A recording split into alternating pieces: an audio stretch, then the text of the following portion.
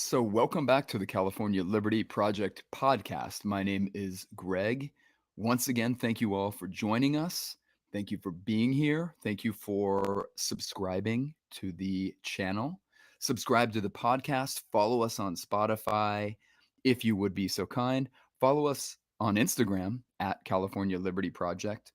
And if you like what you're hearing, if you like any of these episodes, either this one or any of the great episodes we've had in the past, please go ahead and share that with other people you know. Spread the word about California Liberty Project podcast.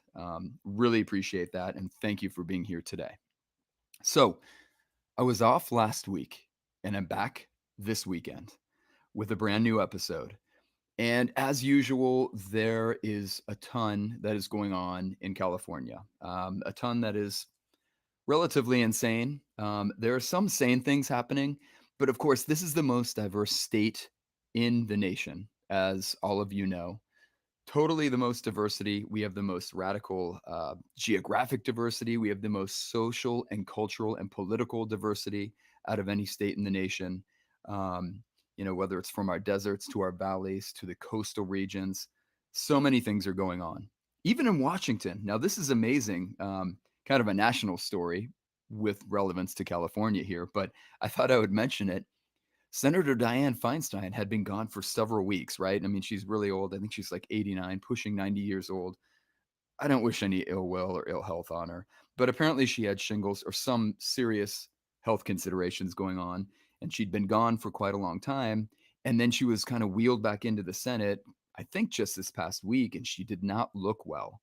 This looks like someone who probably needs to retire and enjoy her peaceful days, resting, cooking, watching Matlock, whatever it is. She doesn't seem well, and she doesn't appear to be able to do the job vigorously with the voting schedule, even the oration, kind of talking to reporters and whatnot. She's appeared confused on many occasions, and people are talking about this, right? She's one of our senators from here in California.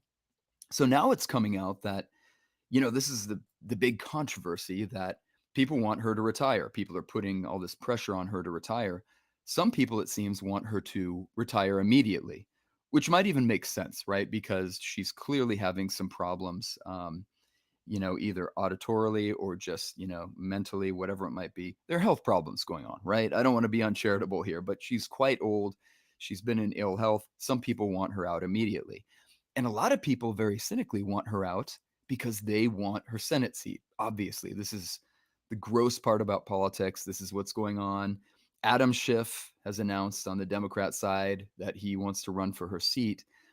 But Nancy Pelosi, essentially, people are saying that she's got her daughter there as kind of a handler for Dianne Feinstein, and that they're trying to keep Dianne Feinstein in office as long as they can, at least through the election of next year. And so Pelosi's eldest daughter is like carting Feinstein around Washington, I guess. She's a handler for Feinstein. She's going to kind of like walk her through the next, year and a half until they can get to the normal election cycle, as opposed to just basically having Dianne Feinstein retire immediately, and then there's a different process for filling her seat. I think Newsom would appoint her successor, and Newsom has said, "Oh, it wouldn't be Adam Schiff; it's going to be a black woman." I guess probably Barbara Lee. But it always cracks me up that these politicians, like Governor Gavin Newsom, can just announce, I'm going to fill your seat with someone who fits this box, a black woman. And people are like, well, who? Is it the most qualified person? And they pre announce, just like Biden did with the Supreme Court justice that eventually was, became Ketanji Brown Jackson. But some of these Democrat politicians will pre announce the boxes that have to be checked. And then they say it's going to be that. It's going to be that demographic group. And so I don't think Adam Schiff's people are very happy about that. I think Pelosi's kind of a Schiff fan or working for the Schiff campaign or whatever. And so they're trying to basically keep Feinstein in office, see if they can do so. Dare I say, Weekend at Bernie style for the next year and a half. We'll see how that plays out. Just more political idiocy. This is the stuff that all of us hate about Washington, D.C. And these are our wonderful senators. Not our representatives. These are our senators, our august, respected senators, right? That the people now elect, which is unbelievable. There's another progressive advance for you for the past 100 years or so. Anyway, I thought that was interesting. But today I want to talk just a little bit about California's $31.5 billion budget deficit. And this is something that a lot of us kind of foresaw coming, especially after the incredible good days of the past, 1, 2, or 3 years when they had $100 billion plus surpluses, and Newsom and Democrat legislators and politicians around the state were just making it rain cash, right? Like a rap video. And then all of a sudden, lo and behold, after years of failed policies, after exorbitant, incredibly idiotic spending on everything you could imagine, social programs, social engineering, Santa Claus stuff, lo and behold, now all of a sudden there's a giant U-turn and we have a $31.5 billion budget deficit. And so this is a really funny situation that we're seeing play out in Sacramento and across the state. All of a sudden now, Governor Gavin Newsom, who had been making it rain, he had been Santa Claus for the past several years. Well, now he has to be the voice of reason, or he has to pretend to be a reasonable man, a reasonable governor. He's got to be the fiscal conservative or the grown up in the room, believe it or not, as horrifying as that is. He still has a $306 billion budget plan, which is gigantic, of course. And this budget plan is relying largely upon money raised from bonds, of course, and it taps into $450 million from the state's safety net reserve. So they're kind of getting panicky. But now Newsom is having to be the adult in the room on certain things like this insane reparations plan that is now being talked about at the statewide level, certainly in San Francisco.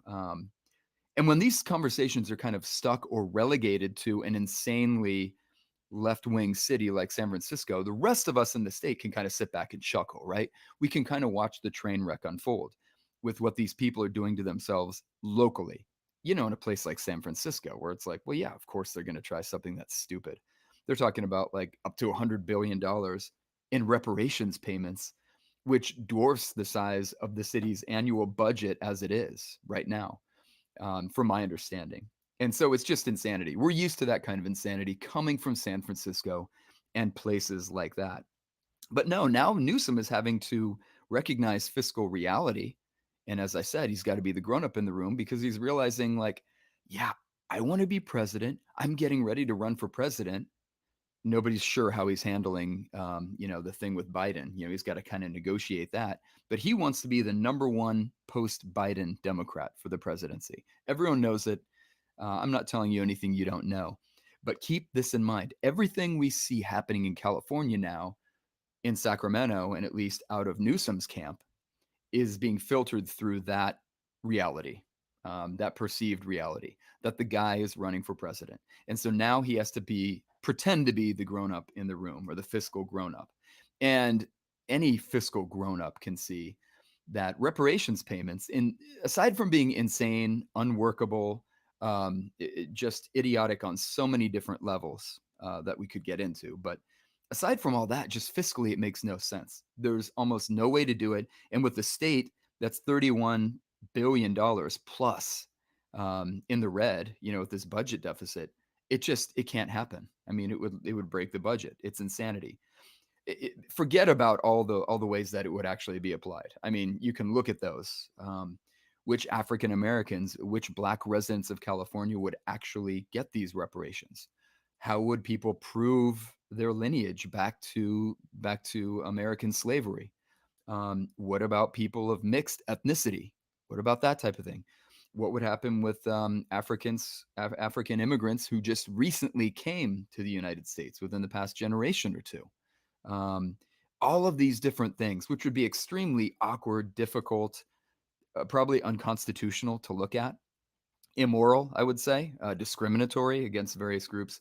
All of these things would just make it impossible and unworkable, the plan. And then aside from that, what about other groups that had extreme discrimination, at the hands of the government, extreme injustices. What about the Japanese Americans that were held out near Lone Pine at Manzanar during World War II?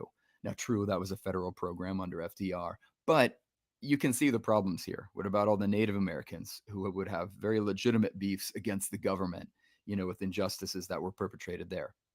There's so many problems with the reparations payments that are now being pushed nationally, statewide, and then even in the city of San Francisco. But it's just funny when Newsom has to stand back and say, no, no, no, I don't support reparations at this time.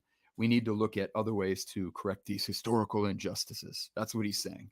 Okay, whatever. We know why now he is sounding like a serious person who can look at a budget, or at least do his own checkbook. We know why this is going on, and has a lot to do with his run for the presidency.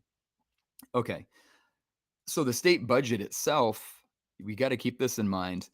In a state that's losing residents, now I'm not saying we've lost half our residents or something like that, but we've lost a small percentage of residents. California has lost, obviously, a congressional seat and an electoral college vote. The state is shrinking for right now due to terrible policies and rising crime and all these things that we can discuss. But the state budget itself is highly dependent upon extracting, stealing, taking money from the rich, and certainly from so-called upper middle classes. And a lot of these folks are currently fleeing the state. People like, not everyone's like Elon Musk, but there are a lot of tech bros, tech CEOs. There are a lot of upper middle class engineers and workers for companies that have been leaving the state over the past few years. And that definitely makes the state's tax base take a hit. And so right now, Democrats like Newsom are they're feeling that sting. They're feeling that hit that we're taking due to their destructive and idiotic policies. And California at the time is shrinking. Now, people can come back and say, oh, California is not really shrinking. We have all these illegal immigrants coming in. So that's good, right? And nobody knows exactly how many immigrants, certainly illegal immigrants, are sneaking into California. Nobody really knows that. But in terms of actual taxpayers, because illegal immigrants, for the most part, are not paying taxes, certainly not under the same burden that actual law-abiding citizens are. Um, but nobody knows that, and don't give me this. Oh, illegal immigrants are also contributing to the tax base. That's a very minor contribution. The state, as far as taxpayers goes, has been shrinking.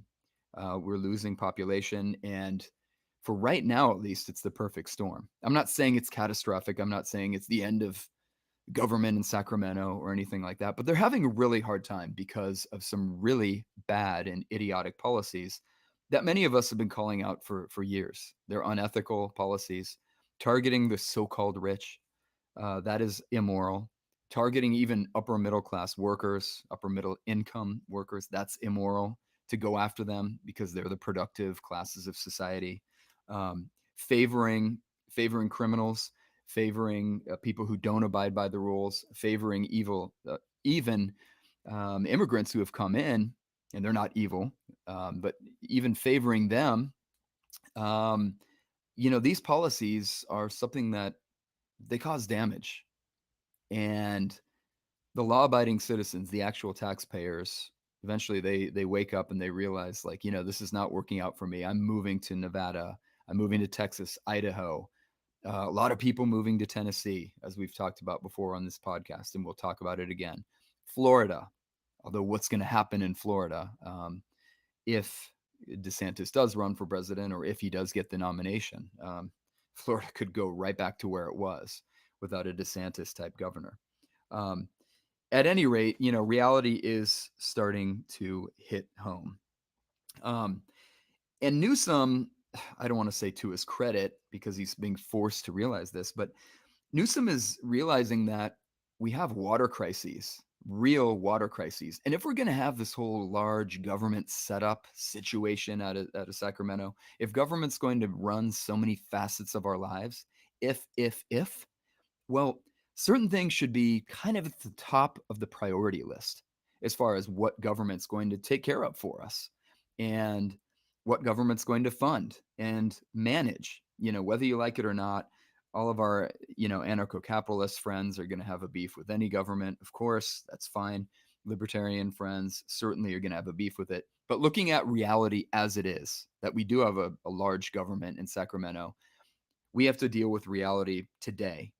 And that reality should definitely lead us to say and put pressure on our elected representatives, assemblymen, assemblywomen, and senators and everyone else in Sacramento. We should basically put that pressure on them and say, we need government to do what it's constitutionally obligated to do and at least not stand in the way. And how about not get in the way of water delivery systems to citizens throughout the state and farmers in the Central Valley? And so Newsom right now, again, because the guy is prepping to run for president, he can't look like a nut job leftist from California. He just can't. It won't work. It won't work in Ohio. It probably won't work in Pennsylvania, Wisconsin, all those so-called Rust Belt states. That populist right wingers, populist conservatives, um, i.e., Trump, those could actually be won by a Republican if they sound populist enough, even Michigan. And this type of stuff, ignoring the infrastructure, if Newsom did that, and ignoring water delivery systems, water for the people, putting farmers out of work, and crops being ruined, destroyed, all the idiocy of how California has managed its water situation, that will certainly be noticed by the rest of the country. And Newsom knows that. His polling people know that. His advisors know it. So he's got to once again appear to be the grown up in the room, as the saying goes. And he is now fighting for fast tracking and approving billions of dollars for major new construction projects, including some really important water projects. Again, not that government has to handle them, but because government does insert itself and government does handle these types of large infrastructure and water projects, okay, well, they need to handle them. And there are two in particular that are interesting and really pretty important for improving California's water situation. These two are the much discussed the tunnels for carrying water underneath the Sacramento San Joaquin Delta area. Um, and these tunnels would basically bypass. They would essentially set up a water delivery system from north to south.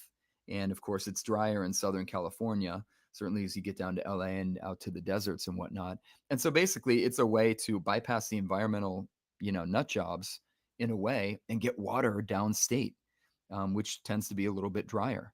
And right now, it's insane that the environmental nut job wackos have been able to hold up water delivery systems and cripple the state's um, water system in general. That they've been able to do it because of, once again, the delta smelt, certain types of salmon and other creatures, other fish and whatnot. And that's still going on. I'm not even sure all those environmental groups are from the state of California. So we can talk about standing in the courtroom some other time. I think that's really got to be looked at. If out of state groups can actually be suing California or California government or water agencies, they don't have standing. They don't have a say in this matter. Certainly, if they're completely out of state. But at any rate, that's one of them. The tunnels are one of the big construction projects, which they're really needed essentially to bring water down south to California to bypass the Sacramento San Joaquin Delta. The other big one, the second one that I was going to mention, is a massive new reservoir for storage up near the Sites area. Sites is a small town in Northern California, and this reservoir is going to be built. It needs to be built. Lots of new reservoirs need to be built, essentially. But this is another one that needs to be funded, needs to be put through, and all of a sudden, Newsom is basically saying, "Hey, we need to move forward with these projects." In particular, the two that I just mentioned. And these two projects have been held up by the environmental nutjob lobbyist groups. They hold it up in the courts. They basically abuse the entire regulatory process. This is happening all over with water, with agriculture, with the oil and gas industry in this state, which was once very thriving. California was one of the biggest oil and gas producers in the nation decades ago. This happens over and over and over again with these environmental groups having a veto power. It's like a heckler's veto. They can come in, they can just throw a monkey wrench in the works, and then they can sit back and say, we did our job. 2 years down the road, 4 years down the road, as a lawsuit works its way through the courts, And even if there's resolution of an environmental lawsuit for some of these projects, then they can come back in with another environmental complaint or lawsuit in that 2 year or 4 year window, and they can throw things into the cycle once again.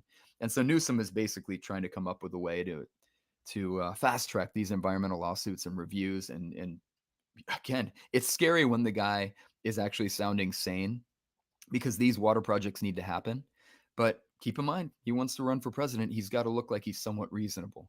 So he basically has to run away from or ignore his record of idiocy for the past, what, 4 years, 5 years. And now he's got to sound like he's a centrist. He makes a lot of sense, right? And of course, it's BS, but we know that that is what's going on here. Um, so yeah, these people have to recognize. Newsom is trying to recognize political reality. He's becoming a pragmatist, and we're going to continue watching that because there could be actually some relief to citizens of California. Relief from insane policies that have been taking place as this guy gets ready for a vanity run for the presidency. Um, but yeah, all over the state, you know this, I know this. California is struggling to deliver on its most basic promises to its citizens, the most basic duties that the government is supposed to do for the people. And that's not to say that it can only be government doing these things, but once again, living in reality in 2023, we do have a government which is set up to not only deliver water and to provide public safety as well and protection for life, liberty, and property. That's a pretty basic duty of government. And in many cities and many counties in California, um, everyone knows this. The government's failing. The government's failing in San Francisco and cities in the Bay Area, in downtown LA, all around LA, with allowing drug addicts to lie in the street, overdose, die. Homeless, drug-addled people can go through subways and metro lines and disturb, bother, attack, harass innocent people, commuters, and whatnot, whether it's the bus, the metro. We've all seen these videos. We know what's going on. And right now, the state of California and its municipalities are failing to deliver on what they're supposed to do. Remember the whole social contract thing? Well, there are two sides to that so-called contract. Now, I realize I didn't sign anything. I doubt you signed anything, but that's the pretense that we're operating under, right? Well, do you feel like the contract is being upheld? Um, when you walk through parts of these cities, um, whether it is San Francisco, LA, or even smaller cities throughout the Central Valley, or even suburbs now, which are being partly taken over by some of the insanity from the big cities. Um, so yeah, we need to make sure that residents and farmers and business interests here, that's not to say business interests have the same rights as citizens. They don't. But people form these voluntary associations. People have property. People set their lives up and they try to form entities such as companies, ranches, and what have you. And their property rights need to be respected. And they need to essentially be protected as well by this massive web of government. And right now, with the crime and the drugs in the streets, hard drugs in the streets, the homelessness, with homeless people being allowed to sleep on sidewalks to block traffic, to block foot traffic in some cases. And once again, mentally ill homeless people harassing law abiding citizens. Right now, these basic obligations of government are going unmet. And we can trace some of this back, of course, to the insanity of the pandemic in 2020, the summer of hate, all the George Floyd riots, the increases in multiple California cities in terms of violent crime rates, murder rate, and whatnot. But some of this actually goes to times before 2020. Very importantly, you remember Prop 57. This is key. So Prop 57 was passed by voters in 2016. Now, this Prop 57 reduced the length of sentences for individuals serving time for violent crimes. This was a big deal. And it was packaged up and labeled as the Public Safety and Rehabilitation Act. Ooh, Public Safety Act. Who would vote against a proposition as public safety in the title? I wouldn't, right? Pff, ridiculous. So it does just the opposite: public safety and rehabilitation. This is not rehabilitation at all. This is allowing violent criminals, hardened criminals back onto the streets, and it's the opposite of public safety. It's imperiled, it's endangered the public safety. As criminals are being, they were released, they have been released, they are being released back onto California streets more and more frequently. And there are a number of detrimental effects that came over with that Public Safety and Rehabilitation Act, Prop 57. Um, so that, I mean, that has been a noticeable, I would argue it's led to a noticeable uptick in crime, particularly violent crime and property crime. But in addition to that, there's also been a large and well publicized, even on social media, there's been a huge uptick in this illegal street racing all over the big cities and medium-sized cities of the state. There's been an uptick in these so-called sideshows. Have you seen this, where these stupid idiots, they're standing on top of the cars, they're leaning out windows, and they're doing, not wheelies, but they're doing donuts in the street, blocking out intersection. You get a bunch of these stupid idiots, hundreds of them, standing around, clapping and, blasting music, taking over, blocking an entire intersection. That's what these sideshows are. They're a complete public menace. If we're going to have public roads as opposed to privately run roads, we better have someone who is protecting innocent civilians, innocent citizens on those public roads. And in many parts of like LA, you can watch videos where there's no police response at all for 10 minutes, 20 minutes, for a long time. It's almost like there are no-go zones in certain suburbs, certain cities around LA and other places too. And it is an extreme danger. It's a huge threat, once again, to innocent people that live in those impoverished neighborhoods, those tough neighborhoods. It's a huge threat to people who are passing through on the roads. They get blocked out. They get threatened when they try to go around, or they honk their horn.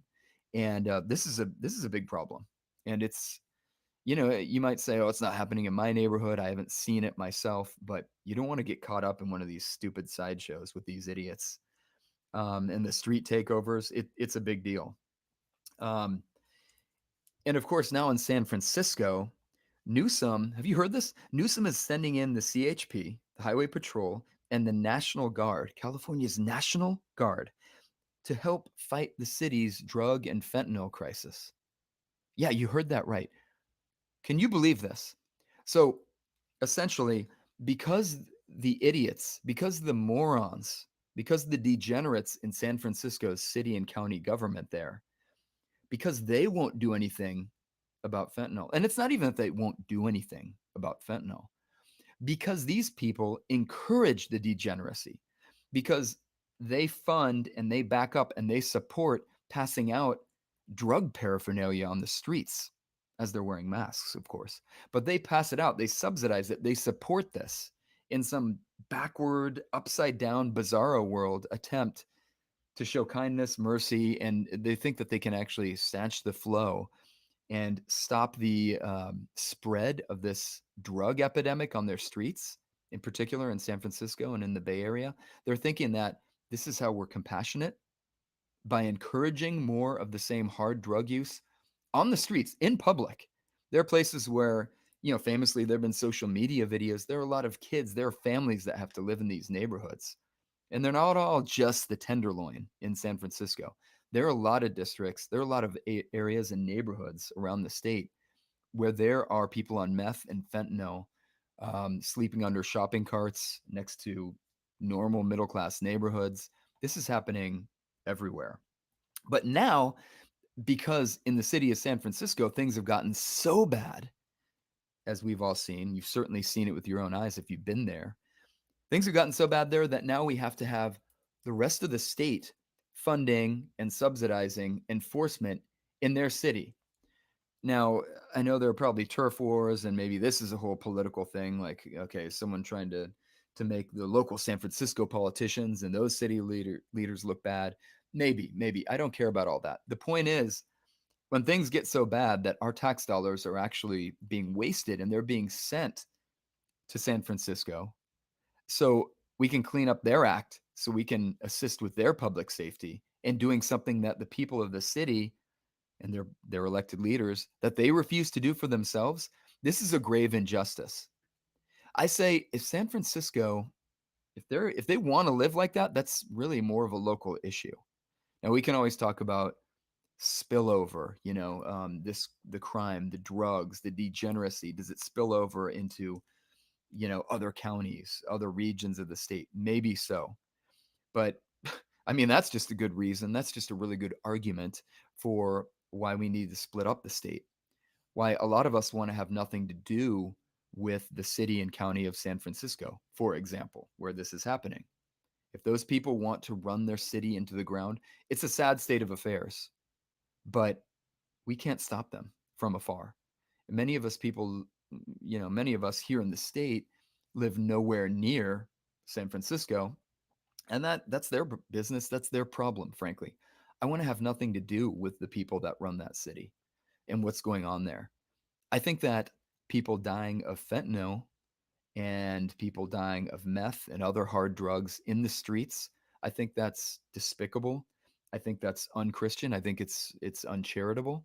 I don't want to live in a society where that's allowed and encouraged. I think those people need to be taken off the streets.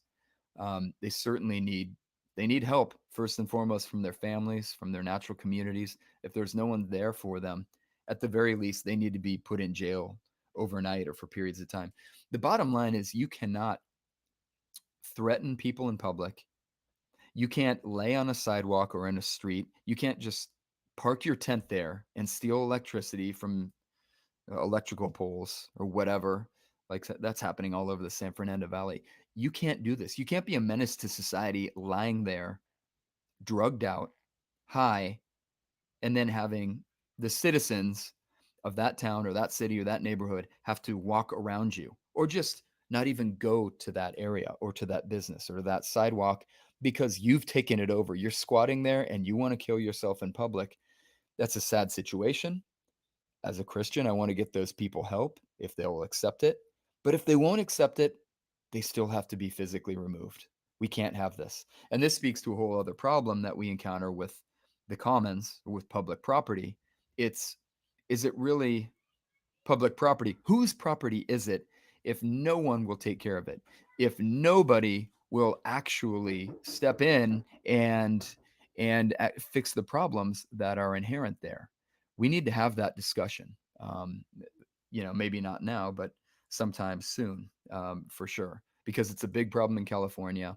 The drugs, the homelessness, the squatting in public, all these RVs, the RVs, around LA and San Francisco, even Palo Alto. You go around the state and you're going to see everywhere RVs that are parked with people that are squatting and living in there in squalor. And it's a sad situation. There are a lot of reasons that contribute to that. But that's what I wanted to cover for today in today's podcast. There's a lot going on, certainly in the state. It's not all bad news. I mean, there's a lot of good that's happening locally in this state. Um, but that's it for today. I'm going to be coming back very soon over the next few weeks. We've got some great guests coming up, so stay tuned. And thank you for tuning in to the California Liberty Project. And we will see you next time. Take care. Thank you.